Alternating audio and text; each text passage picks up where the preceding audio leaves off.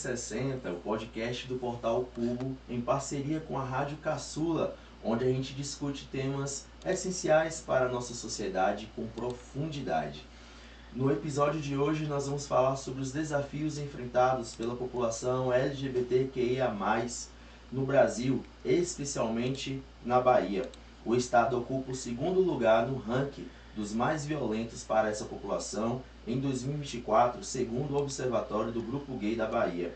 Apenas no último ano foram registradas 31 mortes violentas, um número alarmante que reforça a urgência de políticas públicas eficazes e ações de combate à violência e à discriminação.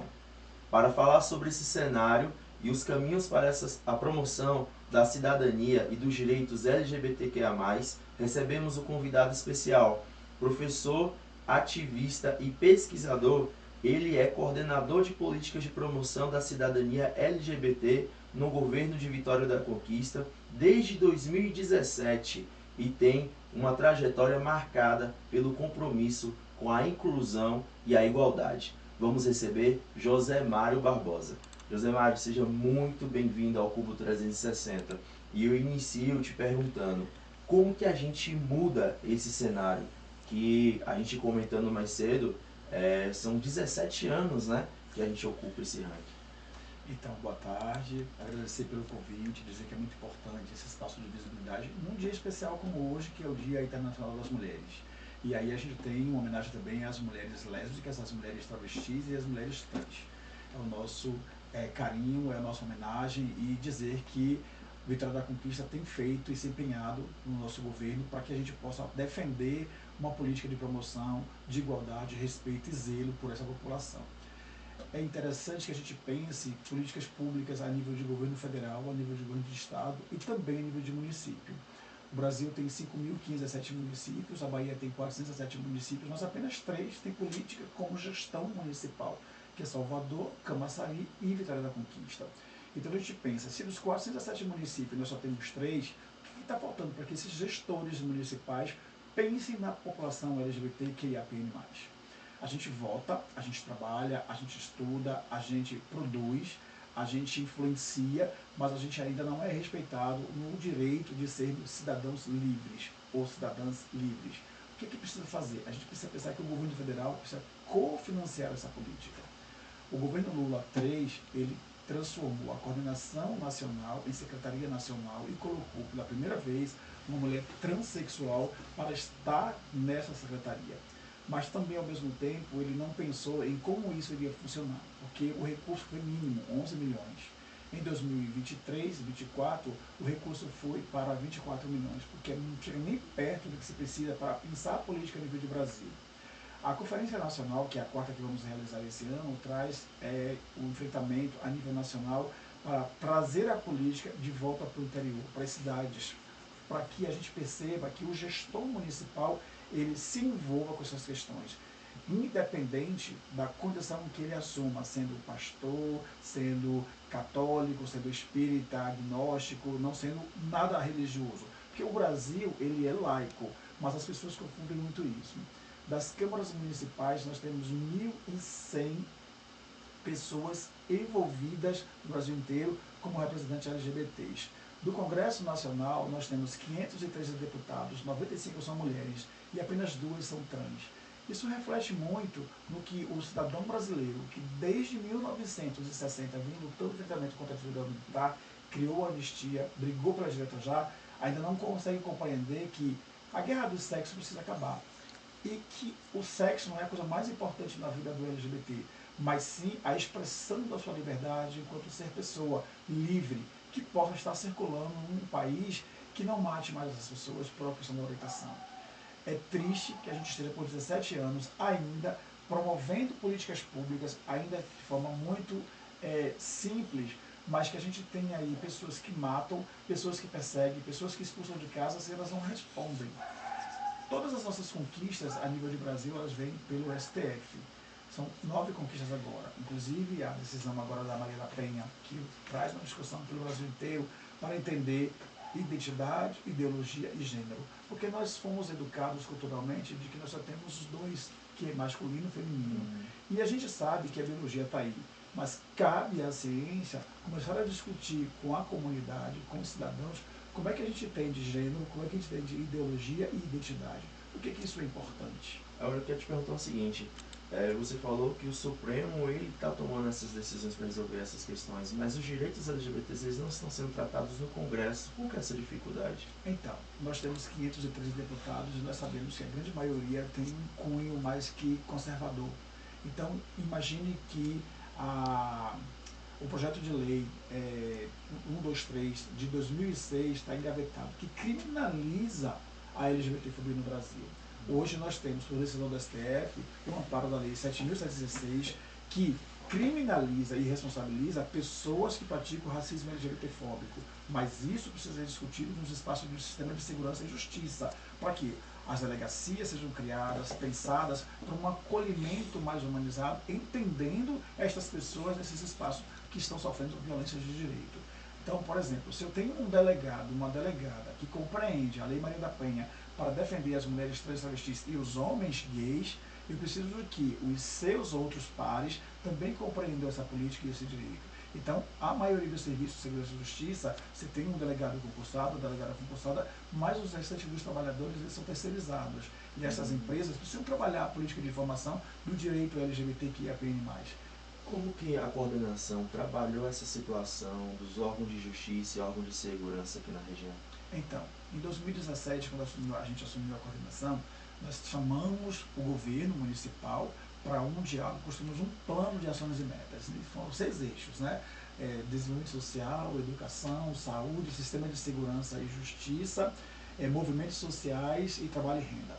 Por que isso é importante? Porque a gente foi buscar os nossos pares. Então a gente fez várias oficinas formativas com a Ronda Maria da Penha, com a DEAN, com o pessoal do DISEP, primeira delegacia, segunda delegacia. Nós conversamos e falamos do recorte, da importância da gente estar tratando dessa temática para entender o que significa pessoas LGBTs e o que significa identidade, gênero e ideologia, que ficou por 4 anos um assunto congelado. Então, buscamos junto com a Polícia Militar, junto com as defensorias públicas, um debate para que esses profissionais, e juntamente com a OAB, possam abrir mais junto com a Câmara Municipal e com as lideranças comunitárias religiosas, entender o pertencimento de quem é LGBT. Então, enquanto a gente não tiver leis no município, leis no estado, leis no país, que possam responsabilizar as pessoas que praticam a LGBTfobia, a gente ainda vai permanecer numa política frágil de compreensão desses órgãos que estão comprometidos com a garantia dos direitos de pessoas. Mas então, vocês fizeram um trabalho de capacitar, de instruir, na verdade, seria essa palavra, instruir o funcionalismo público, né? Isso. E quais foram, assim, as dificuldades que vocês encontraram nessas relações? Então, eu sempre digo, e isso aqui não é uma crítica ao ser a pessoa, mas eu sempre digo que o servidor público, ele precisa entender o serviço público como empresa. E ele precisa entender que cá fora, quem está pagando o salário da gente, dele, é o cidadão, seja ele comum ou não. E a gente precisa entender as pessoas nesses espaços. Eu sempre percebo que muita gente traz o cunho religioso a falar assim, é escolha, é opção e é o livre-arbítrio. Eu sempre digo, não é escolha, não é opção e não é o livre-arbítrio, é nascimento. Eu não escolhi, eu não nasci e optei em servir, eu nasci. Como eu vou colocar a minha orientação dentro do meio social, aí eu digo que é movimento, aí eu digo que é cultura, aí eu digo que é espaço e debate. Então a gente precisa entender corpos, movimentos. Então, para isso, a pessoa que está no serviço público, ela precisa perceber que ela está atendendo o cidadão, que ela está atendendo o cidadã. Não importa se ela tem um cunho religioso ou não. O meu cunho religioso eu levo para a minha casa e eu levo para a minha igreja, para o meu espaço religioso. Mas no espaço público, que eu atendo o público, eu tenho que entender pessoas como pessoas. Nesse tempo que você está na coordenação LGBT, qual é a ação que você considera assim, que foi a mais importante do trabalho de vocês? Olha, uma coisa que eu sempre digo que é a manutenção desta política enquanto gestão. As pessoas às vezes criticam e falam, o governo é de direita, o governo é reacionário, o governo é... Não é a questão, não é o governo. A questão é como o governo dialoga e mantém essa política no município. Então nós temos uma conquista, nós somos gestão municipal, nós somos uma instância da gestão municipal, através da Lei 1986, que de 14 de maio de 2014. Então, a gente está lá, a gente está fazendo um trabalho. Por exemplo, a coordenação hoje, a gente tem um serviço de assistência social, um serviço de assistência psicológica e assistência jurídica gratuita, ofertada pelo cofre público, Foi pelo município, criado pela nossa gestão. Quando a gente assumiu, nós não tínhamos serviço, nós tínhamos as universidades, a OAB e Defensoria Pública para o acolhimento a essa população. Com estas pautas, esses serviços dentro da coordenação, a gente conseguiu dialogar mais com as pessoas e ofertar a condição de chegar junto à delegacia por denúncia, de fazer o encaminhamento junto ao cartório, de levar essas pessoas junto ao CRAS, ao CREAS, né, às unidades de saúde, para que entenda direito. Nós temos portarias, o Ministério da Saúde, por exemplo, tem uma atenção, um cuidado especial bem diferenciado para o público LGBTQIAPN+, em especial a população trans travesti.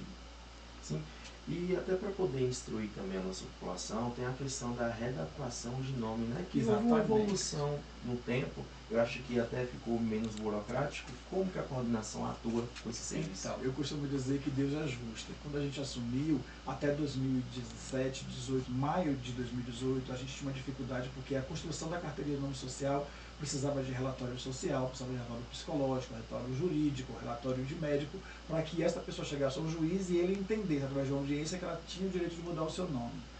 Com o provimento 73 de 2018, caiu isso por terra. Então a lei do nascimento ela deixou de existir. Então você vai hoje ao cartório, são exigidas 24 certidões, elas precisam estar todas negativas, né? No sentido de que a pessoa possa fazer a mudança do seu nome, não muda o sobrenome, só muda o prenome, tá? Não pode ser nomes que sejam considerados nomes esdrúxulos, esquisitos, tá? Porque tem uma norma do cartório e a gente respeita. Fizemos alguns diálogos com alguns cartoriantes para dialogar e entender qual o tempo, sobre gratuidade, de que forma essa pessoa poderia chegar sozinha, como é que o cartório pode apoiar. Então, hoje as pessoas, a gente não fala mais readequação, porque não é readequa, a gente fala adequação, que é entender a pessoa no seu estado nascido pertencido.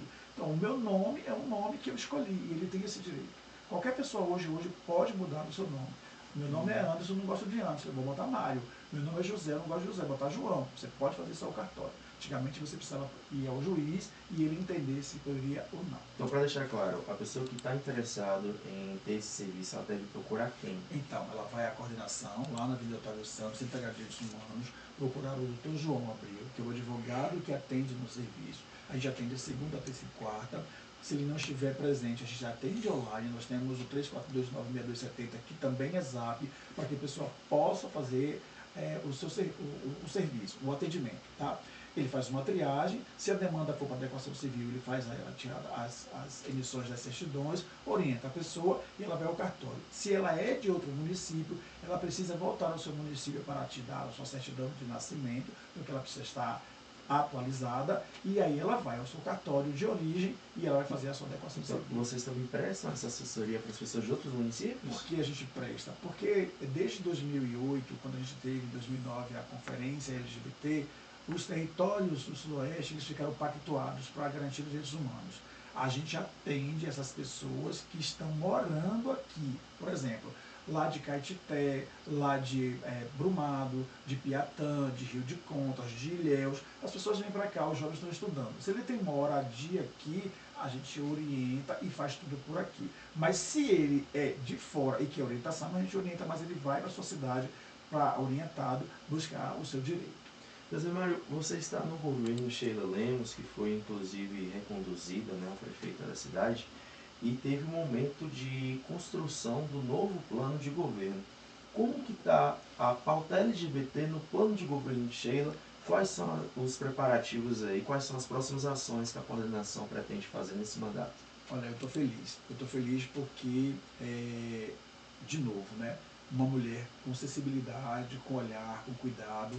No plano de gestão para a campanha, a gente já estava discutindo essas questões das políticas de direitos humanos e as nossas proposições que encaminhamos foram todas elencadas no governo Sheila. Por exemplo, nós colocamos lá a criação da Casa de Acolhimento LGBT, é uma proposta. Nós colocamos lá o selo para as empresas que tiverem acesso a trabalho e renda para as pessoas trans travestis, que a Prefeitura garanta isso com uma qualidade para os empresários discutir e ofertar o trabalho para essas pessoas. Nós colocamos a possibilidade da gente ter um ambulatório no município para o atendimento às pessoas que desejam transicionar de forma legal e correta, saindo da clandestinidade, saindo da forma não legal, com orientação médico. Nós colocamos lá que nós precisamos criar no município o serviço de acesso à endocrinologia e também à psiquiatria, porque são profissionais que a gente não tem no município como oferta para transição. Por exemplo, nós só temos um endocrinologista no município que tem especialização, que atende o público trans no nosso município, mas ele é particular, a gente sabe que se isso fosse público. Nós temos a unidade de saúde João Melo, que é referência para o acolhimento e garantia dos exames para o público trans masculino e trans feminino. Isso é inédito, isso é um trabalho de gestão, isso é respeito, isso é você garantir que essa população tenha acesso à saúde, tenha acesso aos seus direitos.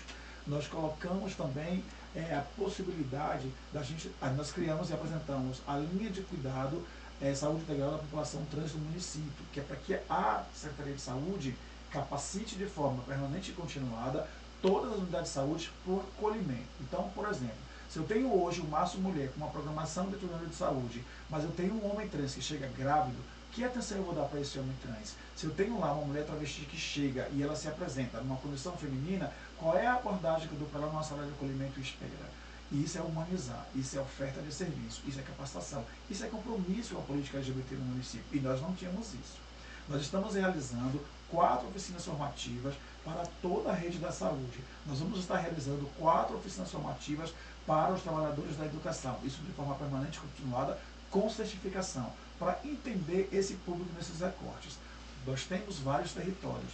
Hoje, o número de meninos, de meninas, adolescentes entre 13 e 19 anos, 17 anos, aumentando uma condição de transexualidade cada vez maior.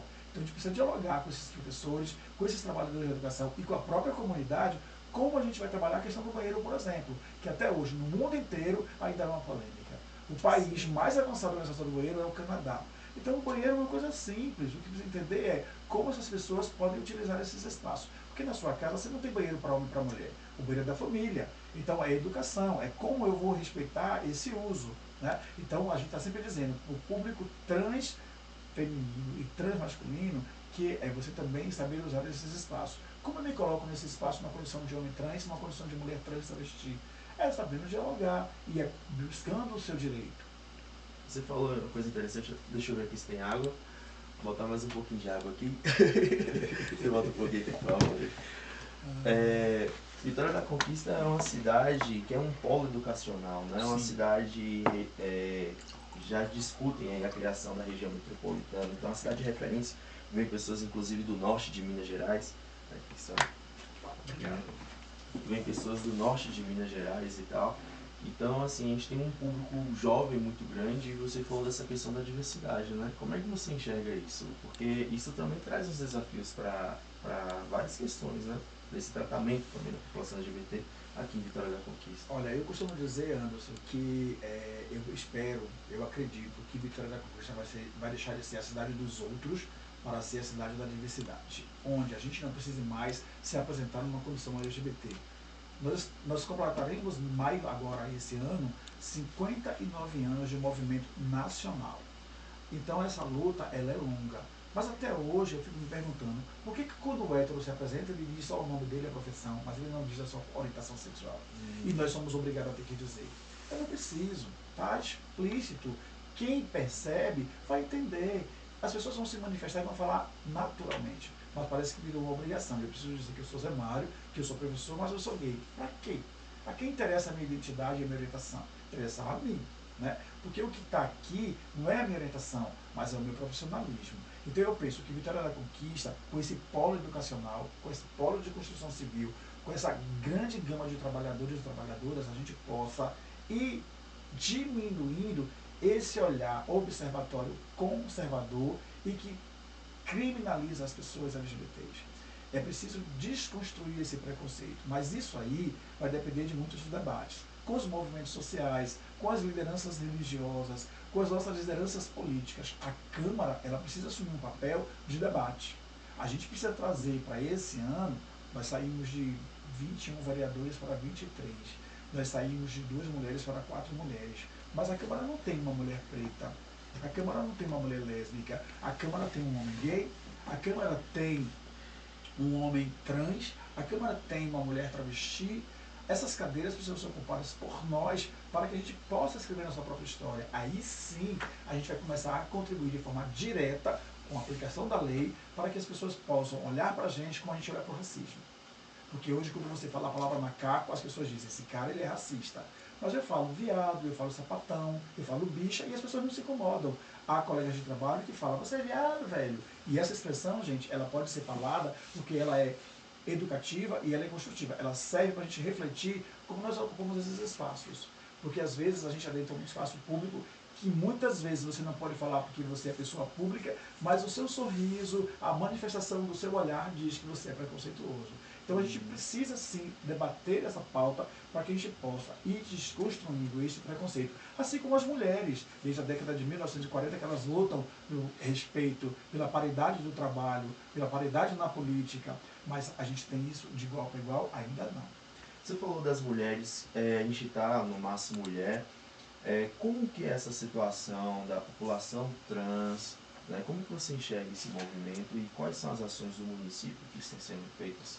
Então, a gente tem no município um coletivo chamado FINAS, que ele é coordenado por Tieta Rodrigues, que tem uma militância muito grande, com grande respeito.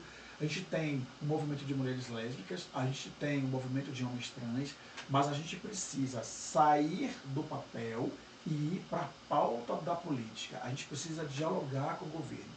Eu tenho feito isso desde 2017, chamar esses segmentos para que a gente dialogue. É claro que eu entendo que a pauta dos direitos humanos sempre esteve na mão da esquerda, mas hoje a gente não está num país que é esquerda-direita, a gente está num país de governança, a gente precisa entender isso. Ora, por exemplo, eu faço uma crítica sempre, a esquerda governa a Bahia por 20 anos, mas a política LGBT ela não está sendo vista pelos direitos humanos. A gente ainda tem um Estado que é o segundo em violência. Eu ainda não vi nesse Estado uma travesti que foi morta ter o seu algoz sendo condenado, né? De forma como a gente vê quando uma mulher branca, cis, normativa quando o médico é assassinado, quando o juiz é assassinado. A gente não vê uma comoção pública. As pessoas enxergam, mas isso passa, isso é esquecido. A gente precisa criminalizar e responsabilizar os nossos algozes. Hoje nós temos uma cela LGBT no conjunto penal. Essa cela LGBT tem 17 pessoas, entre trans, travestis e gays. A gente precisa voltar lá para visitar e entender como esses espaços estão sendo ofertados e como essas pessoas estão tendo seus direitos garantidos ou não. De que forma? Os nossos algozes, quando matam os nossos, eles ficam presos por quanto tempo? Quem é que faz o julgamento dessas pessoas? Quem que acompanha com celeridade o processo para manter condenado? A gente sabe que quando a travesti é assassinada, a sua família é a primeira a se silenciar e se retirar, por conta do preconceito, por conta de não estar aceito, por conta da expulsão de casa. Mas são pessoas, são vidas. Né? Então a gente precisa se preocupar com uma política que responsabilize. Eu não gosto muito do termo criminalizar, mas se você cometeu o crime, tem que ser criminalizado, tem que ser responsabilizado e cumprir e pagar por isso. A gente precisa também revisitar o nosso sistema penal, porque muitas vezes a gente coloca uma pessoa porque praticou um crime de racismo, se é que coloca na cadeia, mas como é que essa pessoa fica lá depois que ela sair? Ela de fato vai desconstruir o preconceito que ela tem internalizado dentro dela?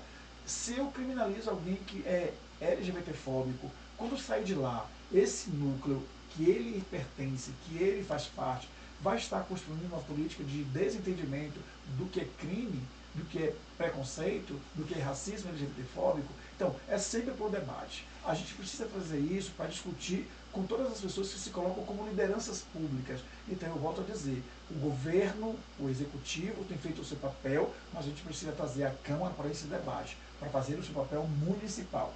A gente não tem leis que responsabilizem, a gente não tem leis que digam assim, olha, neste espaço, nesta empresa, neste espaço público, a gente não pratica LGBTfobia. Sim, você falou dessa questão de trazer a Câmara também, pelo fato de ser um órgão de bastante representatividade e tal. Agora, como você enxerga os movimentos sociais?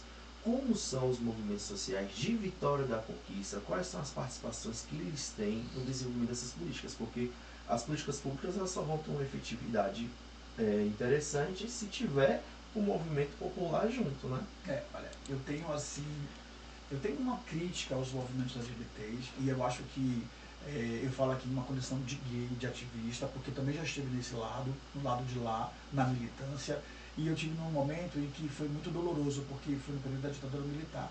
Então hoje, se está difícil, imagina há 40 anos atrás, quando você não poderia sair à rua, porque você era colocado em uma viatura e ficava preso em uma delegacia, desaparecido por 3 dias. Se a sua família não fosse lá, você ficava lá. Essa nossa militância, ela precisa pensar que o município de Vitória da Conquista tem, segundo o censo IBGE 2022, 39 mil e alguns LGBTs. O censo é 10% de cada recorte populacional. Então, o que o movimento precisa fazer? Eu entendo que o movimento é para chamar o governo para debater a pauta que ele deseja. Né? Então, por exemplo, não é só você chegar e falar assim, olha, eu sou presidente do grupo tal, faço um movimento tal e pronto. Você pode fazer isso, é o seu direito, mas eu acho que você só pode criticar um governo ou uma gestão quando você traz para o centro do debate as suas propostas e elas não são colocadas do ponto de gestão. E nós estamos fazendo. Então eu sempre tenho dito que o movimento social ele precisa se organizar, ele precisa se construir enquanto papel sim, porque ele precisa estar legal, para estar dentro dos órgãos públicos, tipo, por exemplo, edital público para cultura. Qual é a nossa cultura LGBT em Vitória da Conquista? São apenas artistas que cantam? Eu vejo na noite vários artistas titulando LGBTs, mas eu não vejo uma pauta LGBT. Por exemplo, eu fui a Teresina e quando eu cheguei no hotel, tinha aqueles cartãozinhos no balcão, no seu quarto, onde diz, hoje tem um evento LGBT no bar tal, hoje tem um desfile trans na pousada tal, no bar tal. A gente não tem isso aqui. Falta esse movimento, que eu acho que é um papel do movimento social, de se articular com esses espaços culturais para dizer, poxa, a gente está aqui, a gente consome, a gente paga, a gente gasta, mas eu não tenho bares LGBTs. Isso, e essas ações elas geram oportunidades também para essa população, né? Porque cultura também gera emprego. Sim, e eu acredito que o espaço cultura noturna vai gerar emprego para quem é trans, para quem é menino trans, para quem é gay, para quem é gay, para quem é lésbica, masculinizada ou não. Porque a cultura abre muito isso, é mais democrático nesse espaço. Mas, por exemplo, eu não vejo, quando eu saio à noite, ter um garçom gay me atendendo. Eu nunca fui atendido por um garçom gay. Se ele atendeu, sendo gay, ele não estava numa passabilidade de mostrar que ele era feminino, que ele estava gay.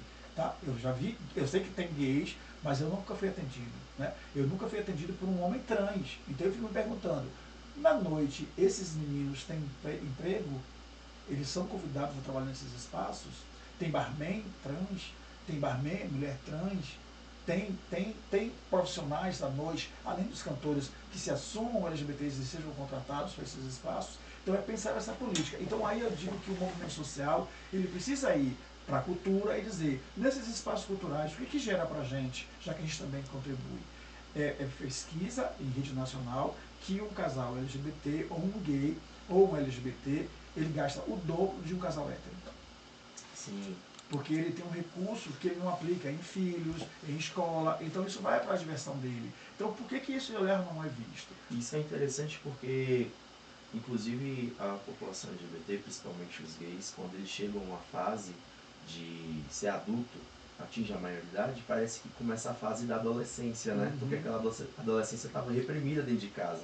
Então, assim, vai pro Carnaval de Salvador, vai pra Micareta, viaja pra praia, pula igual a criança mesmo, consome, bebe, entendeu? Sim. Se diverte. Você falou uma coisa que eu sempre falo. Gente, só voltando ao ponto dos movimentos sociais, é uma crítica construtiva e eu acho que a gente precisa mais de debates. Eu tenho sempre chamado os meus amigos, minhas amigas que eu conheço como diretores, presidentes de movimentos sociais para o debate. A gente está aberto a esse debate, tá?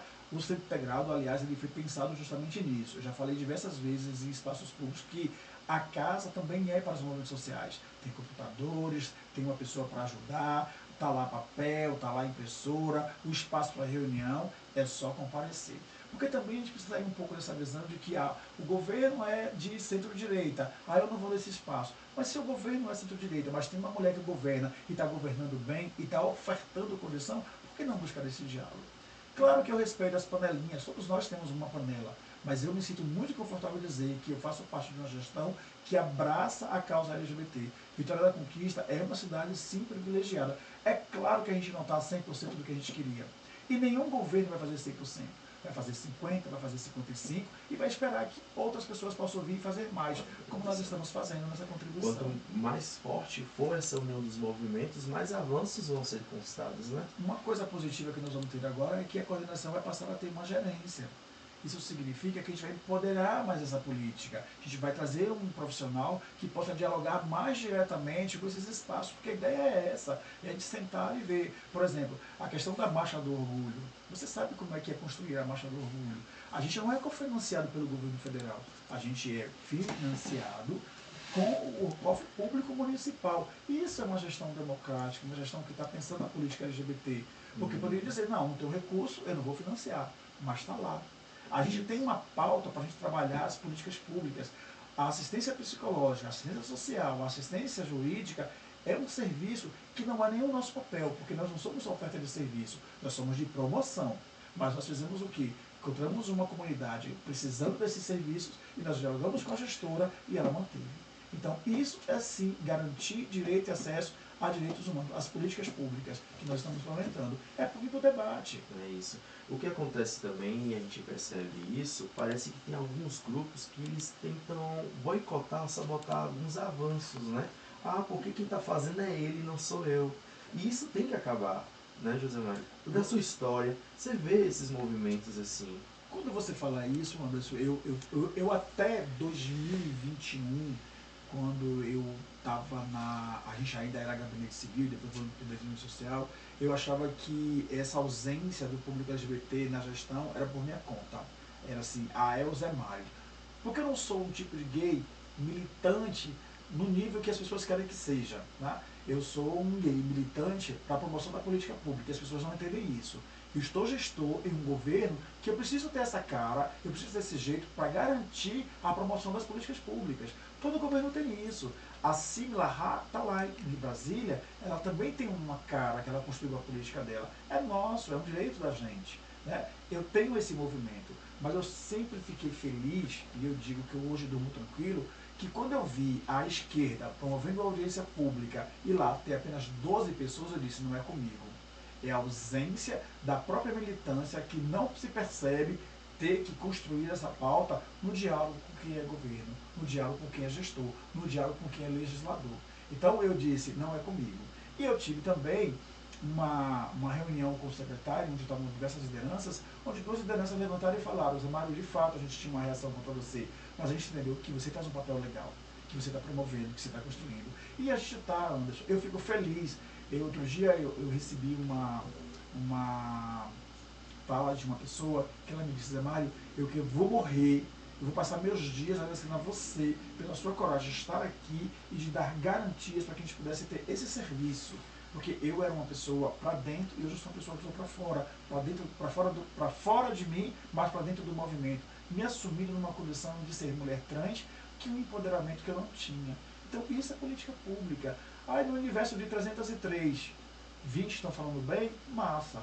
Mas eu não vou agradar todo mundo. Se Jesus não consegue, imagina eu, que sou pobre e mortal. Né? Mas eu continuo dizendo, eu sempre chamo as pessoas para o debate. E eu respeito as pessoas que sabem debater. As pessoas que não sabem, eu não dou resposta, porque eu não dou palco para quem não tem trabalho. Sim, sim. Agora eu quero tocar num assunto que, inclusive, é um movimento que também gera as oportunidades, né? Mas como é que foi essa construção e você acha que participou da primeira parada LGBT de Vitória da Conquista, né? Como que ela se consolidou? Como que ela foi formada? Com que objetivo? E como você enxerga também essas paradas? Então, na primeira parada, e a primeira parada em São Paulo, a primeira parada Brasil, eu entendi como um movimento de voz e visibilidade. Hoje eu acho que é um grande carnaval. Claro que eu entendo que é importante, não nego isso, mas eu acho que a gente precisa ir para a rua levando a quem a gente quer que faça a política pública acontecer. Porque a parada virou um carnaval. Nós não somos um carnaval. Nós somos pessoas batalhando por acesso ao trabalho, garantia de direitos, respeito, manutenção da vida. Então eu preciso levar para essas paradas quem? O defensor público, o promotor público, o delegado, o comandante da polícia militar, o governador, o secretário de Segurança e Justiça, o secretário de Educação, o secretário de Saúde, a prefeita, o presidente da Câmara. Essas pessoas, elas precisam estar lá para assinar um documento de compromisso com a nossa vida. E é isso que é o importante. A parada, ela teria que ter esse papel de trazer esse movimento. Quando você faz uma marcha em Londres, você não faz uma marcha com tambores. Você faz uma marcha com o governador do lado, com o defensor público, com o juiz, você faz com os representantes públicos, você faz com as lideranças públicas, para que eles se comprometam no final da marcha aquilo que reivindicamos. É como uma conferência. Você não constrói os eixos e você não vai buscar que elas sejam pautadas naquilo de garantir direitos, que o governo faça acontecer. A mesma coisa é o objetivo da marcha ou da parada. Eu respeito, mas eu acho que virou um grande carnaval. É claro que a minha crítica, quando eu faço, é porque assim, eu não vejo em cima do trio a gueia magrinha, a gueia preta, a gueia favelada, eu não vejo a travesti favelada, eu não vejo o gay gordinho no palco tendo voz e visibilidade. Mas eu vejo pessoas brancas que têm um empoderamento, que assumem esse lugar. Então a gente começa ainda, dentro de nós, reproduzir esse lugar que não deveríamos reproduzir. Porque tem visibilidade que tem empoderamento financeiro. E a gente tem uma grande gama de pessoas LGBT no Brasil que são pobres. No território de Vitória da Conquista, que é um território muito grande, eu tenho pessoas que moram no final do Bruno Bacelar, que quando se traveste, ela chega cá e ela é chicoteada. Ela é rechaçada. Por quê? Porque aquela comunidade não entende o que ela está construindo como identidade. Mas eu tenho gays que podem sair à rua de saia, de vestido, de barba e batom, mas que não vão ser rechaçados porque eles são empoderados financeiramente. Não pegam buzu, não andam a pé. Então, quando eles chegam no Candeias, aquele nível é o nível social dele, então ele está inserido. Mas se eu pegar um gay, uma travesti, um menino trans, uma mulher trans e levar para um espaço mais popular, a própria comunidade não consegue compreender isso ainda. Por quê? Porque falta esses diálogos, falta a presença dos órgãos públicos implementando essas políticas públicas, que não é trabalho só da prefeita, só da gestão pública municipal, mas é um trabalho coletivo de todos. É claro que a gente sabe que a gestão está comprometida, mas a gente precisa que esses parceiros nos apoiem para que a gente possa, de fato, implementar a política pública. Por exemplo, a acessibilidade do transporte público coletivo. Eu estou propondo para o meio da diversidade que a gente faça 2 momentos tipo pedágio no terminal de ônibus e na rodoviária. Estender a faixa LGBT e as pessoas olharem para ela e qual será a reação dessas pessoas. A gente perceber como que a cultura LGBT está no nosso território da conquista, que eu acredito que ainda é LGBTfóbica. Claro que tem muita abertura, mas a gente precisa dialogar muito e muito e muito. A gente enxerga essas questões, né, na própria geração de oportunidades. Você falou uma coisa interessante, e tudo isso que você falou, eu vivi nos últimos 5 anos, né, porque a minha contribuição para a luta LGBT começou recente, faz uns 5 anos. Surgiu como? A gente passou da pandemia, né, Vitória da Conquista não tinha ações culturais, eventos e tal, e um grupo de artistas que são amigos falou assim: Anderson, a gente precisa fazer um evento nosso, bora fazer um evento LGBT na rua, né, porque faz tempo que não tem. Eu acho que a última antes da pandemia foi quando? Que foi vocês que fizeram? 2017. 2017. 2018 não pôde, porque teve eleições, né? E 2019 a gente teve 4 anos aí que não foi falado de LGBT. Foi. Aí a gente reuniu, não, vamos tentar fazer. Aí a gente procurou a coordenação LGBT, se colocou à disposição e a gente fez a marcha, né? Vamos botar o nome marcha no sentido de fazer essa construção, né? Unir todo mundo e marchar, criar uma jornada de construção. Sim. E aí a gente pegou uma empresa distribuidora de bebidas, né? E a gente conseguiu colocar um sonzinho. Esse som chegou com um pneu furado, só funcionava na tomada. Sim. E a gente teve a contribuição do pessoal ali do posto, o antigo posto Progresso, né? Que é um posto em Piranga ali da Olivia Flores, o Blue Jeans também, que ela chegou junto.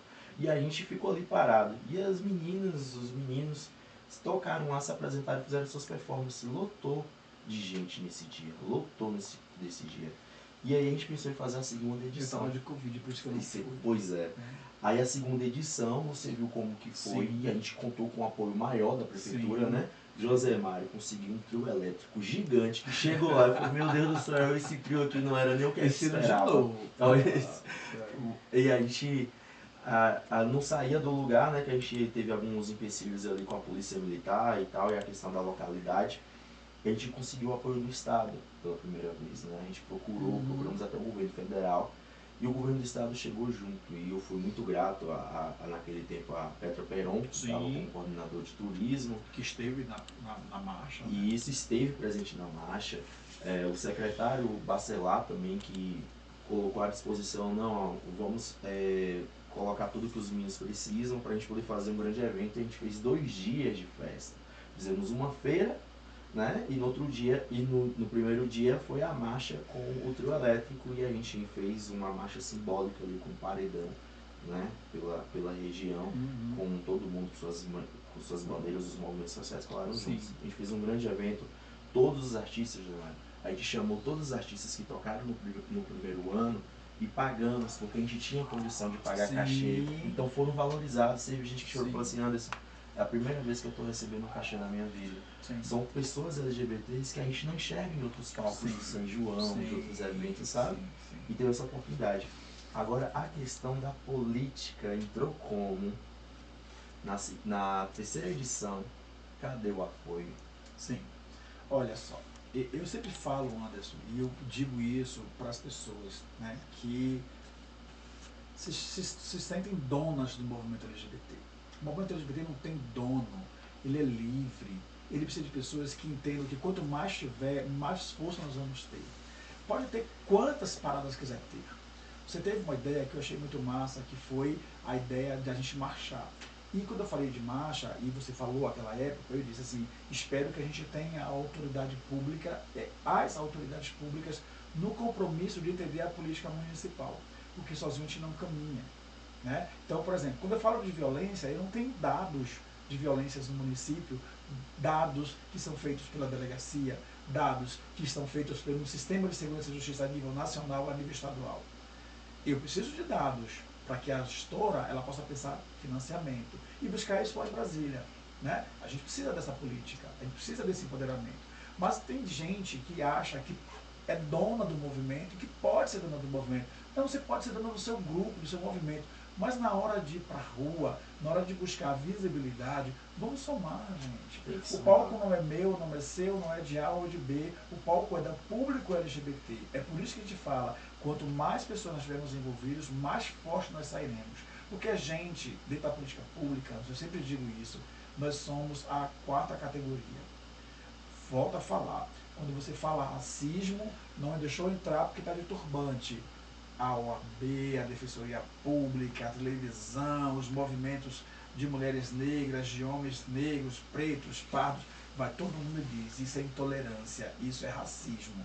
Mas quando a gente bate em um gay, quando a gente proíbe uma mulher trans de entrar no ônibus, pega o microfone e vai exorcizar essa pessoa, ninguém dentro do ônibus, ninguém no terminal, ninguém na porta de casa, ninguém do movimento LGBT faz um estardalhaço para dizer, isso aqui não pode.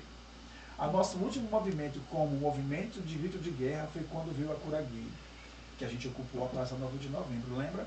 2018. Depois que a gente passou aquele movimento, a gente não viu mais esse movimento se fortalecer como um microfone gigante.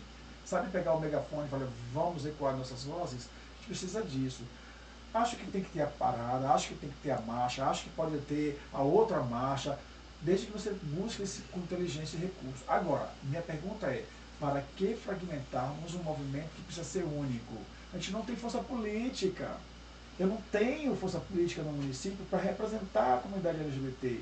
Eu tenho boa vontade de alguns legisladores, de alguns políticos, mas eu não tenho. Por exemplo, eu nunca recebi uma emenda parlamentar para a pauta LGBT.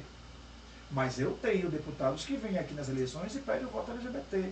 Eu tenho gays que votam em homens héteros, deputados, mas que quando vão procurar trabalho não são dados a oferta de trabalho. Tem vereadores que são héteros, mas que se dizem, né, apoiadores, apoiadores e tentam prender o movimento no bolso para não deixar. Sim. E aí como é que a gente pensa isso? Qual é a oferta de trabalho nesses espaços de gabinetes no município legislador para o público LGBT atuante, para a cultura. Né? Então aí é onde eu digo, o movimento LGBT precisa criar expertise no sentido de dizer, está vindo aí o São João, a Secretaria de Cultura tem um plano, um projeto para contratar os artistas, os performances LGBTs, as mulheres trans travestis, né? O Março Mulher, se pensa nas mulheres travestis, a gente precisa entender, de novo eu falo, para entender ser mulher do fato biológico, cis não ativo, é biologia, é sistema, são as mulheres cis.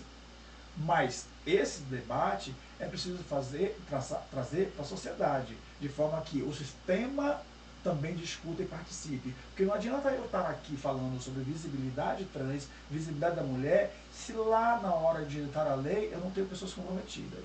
Então a gente precisa ocupar a Câmara para dizer, senhores, nós existimos, está faltando trabalho, acessibilidade, garantia de direito de ir e vir. Porque eu tenho jovens, adolescentes, que são expulsos de casas, uma hora criada com a avó, uma hora criada com o tio, uma hora com a sobrinha, uma hora com a cunhada, e essas pessoas não têm para onde ir, não têm oferta de trabalho, elas não têm como garantir o seu direito. Também uma outra proposta do governo, que a gente apresentou, que é o Vale Transporte para as pessoas assistirem à coordenação para garantia de continuidade no seu tratamento da assistência psicológica, da assistência social e também da assistência jurídica. Porque a gente atende e as pessoas desistem de continuar o seu tratamento. Por quê? Porque não tem um transporte, não tem dinheiro para ir. Sim, então sim. É uma oferta que a gente apresentou, é uma proposta que a gente apresentou para o governo e ela foi acolhida. Então nós teremos aí uma possibilidade da gente, para os nossos assistidos na coordenação, tá, ter um X passagem dentro do que é ofertado para o acolhimento, vamos dizer, 10 sessões, tá, 10 passagens garantidas para que ela possa fazer o seu tratamento. Ó, notícia de primeira mão aqui para o Cubo 360. Sim. Interessantíssimo, eu espero que essas questões elas se consolidem. Agora, Josemário, vamos falar sobre a conferência LGBT que está chegando, né? A quarta conferência municipal LGBT, ela já foi convocada. Então, como que estão os preparativos, essa mobilização para esse evento? Então, quem puxa a conferência é o Conselho Municipal. Uma outra conquista importante no governo Sheila foi a construção do Conselho LGBT, porque nós tínhamos uma coordenação sem gerência, ainda tem, né? Mas não tínhamos um conselho. E a prefeita sancionou a lei e deu posse aos conselheiros. E vamos deixar bem claro aqui, porque isso gerou um boato na cidade, porque eu acompanhei de perto esse trabalho de vocês e isso foi um debate desde quando você entrou na gestão também, né? Porque você convocou reuniões, os movimentos e apresentou essa demanda da construção desse conselho. Foi uma proposta de governo, não é isso? De governo para a Câmara. Porque eu lembro que teve um ato, inclusive a gente tem imagens desse ato da prefeita entregando esse projeto, a própria prefeita entregando esse projeto nas mãos do presidente da Câmara, que era do DE na época, não é isso? Então foi um projeto construído pelo governo, não foi? Sim. Olha, em 2019 nós tínhamos a vereadora Nildma, nós tínhamos a vereadora Viviane e nós tínhamos a vereadora Lúcia Rocha. E o vereador Valdemir e o vereador, me falou a memória aqui, eram 5. Nós procuramos todos no gabinete para falarmos sobre a questão da construção do conselho. E a gente chamou os segmentos sociais. Fizemos no Centro Integrado de Direitos Humanos, à época, na Praça Tancredo Neves, a primeira reunião à noite com todos os dirigentes de movimentos sociais, com representantes de sindicato e também com os vereadores. 3 estiveram presentes, 2 mandaram representantes. Tivemos a primeira reunião, a segunda e terceira reunião, para se pensar nisso. E apresentamos para o chefe, na época o Marcos Ferreira, a ideia de que o Conselho pudesse existir como ferramenta, porque o governo podia construir isso.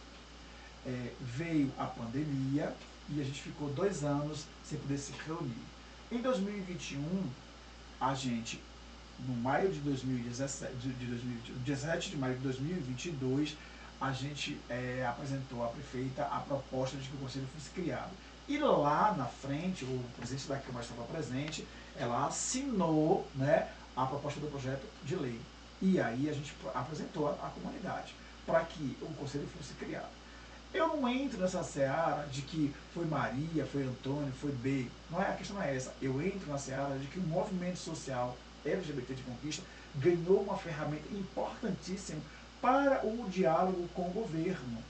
porque esse conselho ele é autônomo. Eu estou na condição de vice-presidente.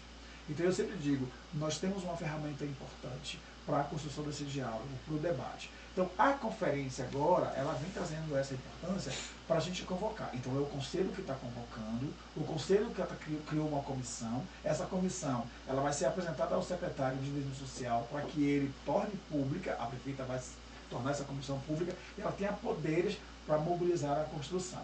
Mas nós já temos um espaço reservado para a abertura da conferência, que vai ser no auditório do SEMAI, e nós teremos a universidade, a UFBA, no outro dia 16, que vai ser 15 e 16, para o dia inteiro o debate dos 4 eixos. Então teremos 4 salas ofertadas pela UFBA para a gente fazer o nosso debate. Então vai ser dia 15 e 16 de maio. E no dia 17, a possibilidade de se realizar a marcha, porque vai cair o 17 no sábado, que é o Dia Nacional de Combate à LGBTfobia. Então pronto, então vamos ter essa programação de 15 a 16 a Conferência Municipal LGBT e dia 17 a Marcha LGBT junto com a Feira Multiverso. Sim, né? Junto com a Feira Multiverso. Então, como as pessoas podem participar dessa conferência? Que horas ela começa? Como é que vai ser esse processo? Então, o Conselho, né, vai dar uma entrevista, vai falar com a imprensa e vai dizer como as inscrições serão acontecidas via internet, de que forma as pessoas podem ter acesso às inscrições, de que se pode fazer no mesmo dia, no dia da chegada, né? Como será feito o acolhimento,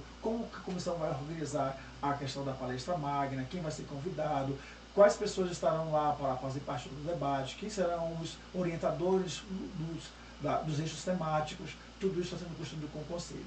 A coordenação, no caso o meu papel, é ancorar, apoiar enquanto governo para que ela possa acontecer. Então a gente vai estar construindo a questão do transporte para garantir mobilidade para quem está sendo vindo de fora para palestrar ou não, para que as pessoas da comissão ela possam ter acesso ao espaço do SEMAI para montagem, para decoração, para a questão do buffet, para a questão da apresentação cultural artística, para os debates. Então, tudo isso está sendo construído com o Conselho. Tem uma comissão que vai se reunir segunda-feira, a partir das 14 horas, lá no CIDH, para a gente ir maturando como isso pode acontecer. Já tem um tema que vai ser empoderamento das políticas públicas das pessoas LGBTQI+, fortalecendo as políticas públicas no território do Vitória da Conquista. Esse é o nosso tema, tá? Isso foi construído. O regimento também está sendo construído para ser debatido com a comissão e depois ser apresentado na abertura da conferência. Então nós teremos um momento muito importante e espero que a gente tenha as proposições elencadas e indo para Salvador, porque lá é a grande guerra, né? Para que a gente possa ter as nossas pautas elencadas e ir para nacional. Porque tudo que for para nacional vai ser garantido para o de volta ao município, né? Espero que seja uma conferência bastante produtiva, né? E que seja mais uma fase histórica. A gente está esperando um público de aproximadamente 200 pessoas, né? Eu acho que como nós tivemos 4 anos de silenciamento da pauta, muita gente vai querer vir porque retomar esse movimento. Então o Conselho Nacional ele foi reaberto, tá? A pauta LGBT ela foi reaberta a nível nacional, então eu entendo que nós teremos aí grande participação de movimentos sociais de pessoas interessadas na pauta. Dessas 200 pessoas aproximadamente, a gente tem aí 25 observadores, 25 convidados especiais, para que possa entender a política enquanto gestores. Pronto, perfeito. O papo está muito massa, mas a gente vai ter que encerrar, né, porque chegou o nosso tempo. José Mário, muito obrigado por ter vindo aqui no nosso estúdio e ter conversado com a gente. Esse assunto tão importante que é para todos nós. Olha, eu agradeço mais uma vez. Costumo dizer que a imprensa ela é responsável pela voz e visibilidade do movimento LGBT no Brasil. Houve um tempo que a imprensa marrom nos rotulava e tinha um jornal que dizia assim, isso em 1980, limpe a Bahia, mate um viado por dia. Era assim que nós éramos vistos. Hoje, a democracia lá chegou, a gente construiu um país mais aberto, mas aí é preciso reconstruir e continuar construindo uma pauta livre para essa questão da orientação sexual. Eu não consigo entender como que um país que está no século XXI, como que a gente tem tecnologia, como que a gente tem movimentos, como a gente é global e a gente ainda fica preso às questões sexuais. As pessoas matam, as pessoas, elas expulsam pessoas de casa por conta de um preconceito que já deveria ter deixado de existir.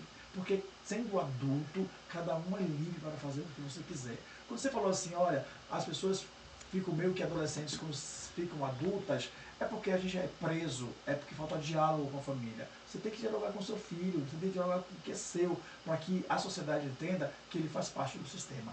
E segundo o artigo 5º da Constituição, é dado a todos nós direitos à educação, à saúde, ao sistema de segurança e justiça, ao trabalho e renda e à vida. Isso é o mais importante. Por isso que essa Constituição é tão bonita e ela é tão importante. É isso.